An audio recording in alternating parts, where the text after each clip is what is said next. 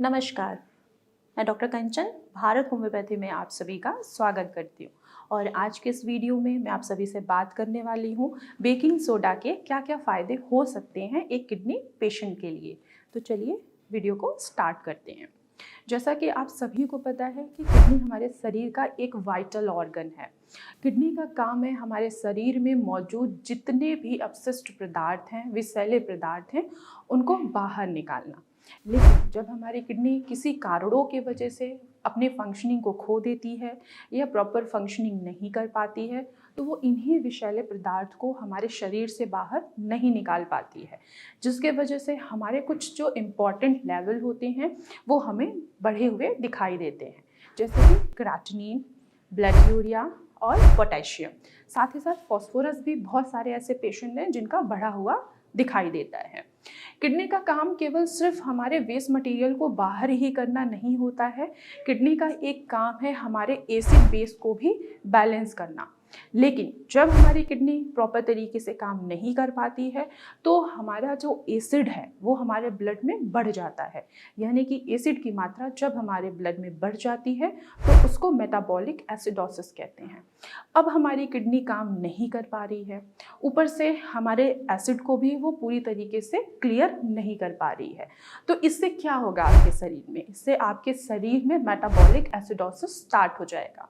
जब भी metabolic acidosis start होती है, ऑलरेडी आपकी किडनी पहले की तरह काम नहीं कर रही है, तो किडनी के ऊपर और भी ज़्यादा इंजरी आ जाती है, जिससे हमें दिखाई देता है कि अभी हमारा जो पिछला क्रेटिनिन था पिछले महीने वो अभी 4 था, और जब हम नेक्स्ट मंथ में रिपोर्ट चेक कराते हैं तो उसमें दिखाई देता है कि हाँ, हमारा क्रेटिनिन दोबारा से बढ़ा हुआ है, या तो वो 5 पे गया है या तो वो 6 पे गया है। और साथ ही साथ जो हमारा ब्लड यूरिया है, जहाँ 150 के करीब था वो अभी 250 के करीब पहुंचा है। तो सीधा इसका मतलब यही है कि आपके ब्लड में एसिड की मात्रा बढ़ गई है। किडनी का ठीक से काम ना करने की वजह से ब्लड में एसिड एक्युमुलेट हो जाता है और ब्लड का पीएच इंक्रीज हो जाता है। अब हमें कैसे पता चलेगा कि हमारे शरीर में मेटाबॉलिक एसिडोसिस स्टार्ट हो चुका है? तो उसके लिए एक टेस्ट कराया जाता है, उसको बोला जाता है सोडियम बाइकार्बोनेट। अगर सोडियम बाइकार्बोनेट का वैल्यू 21 से 28 के तक है तो उसका ये मतलब है कि मेटाबॉलिक एसिडोसिस जो है वो आपका स्टार्ट नहीं हुआ है। लेकिन अगर यहीं पे आपका सीरम बाइकार्बोनेट के टेस्ट के रिपोर्ट में अगर आपको दिखाई दे रहा है कि ये 20 के नीचे है, तो इसका मतलब ये है कि मेटाबॉलिक एसिडोसिस स्टार्ट हो चुका है।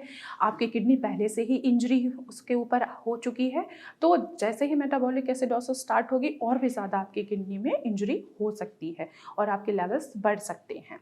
अब हमें ब्लड को न्यूट्रलाइज करना है, तो अब ब्लड को न्यूट्रलाइज कैसे करें? तो वो काम करता है बेकिंग सोडा। आप किडनी के पेशेंट हैं और आप अपने प्रिस्क्रिप्शन में ज़रूर देखते होंगे कि आपके पास एक टैबलेट है जिसका नाम है सोडियम बाइकार्बोनेट। ये बेकिंग सोडा ही होता है जो आपके ब्लड को न्यूट्रलाइज कर देता है।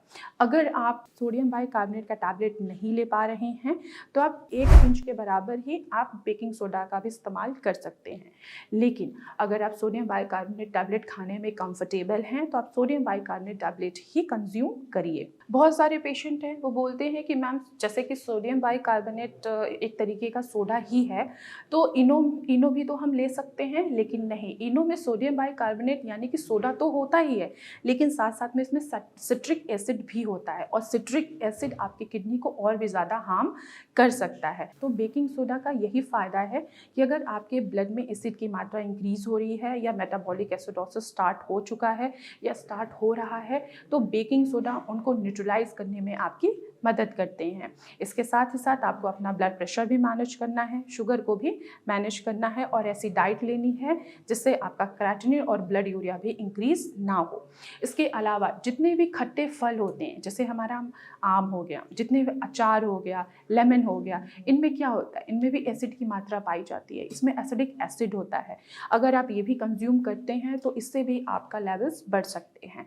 तो ध्यान रखिए कि किसी भी तरीके का आपको खट्टी चीज़ों का सेवन नहीं करना है, अपने डाइट को बैलेंस में रखना है, जिससे आपकी किडनी की फंक्शनिंग क्या हो, दोबारा से स्टार्ट हो सके। तो मैं आशा करती हूँ कि आप लोगों को समझ में आया होगा कि बेकिंग सोडा के क्या क्या फ़ायदे हो सकते हैं एक किडनी पेशेंट के लिए।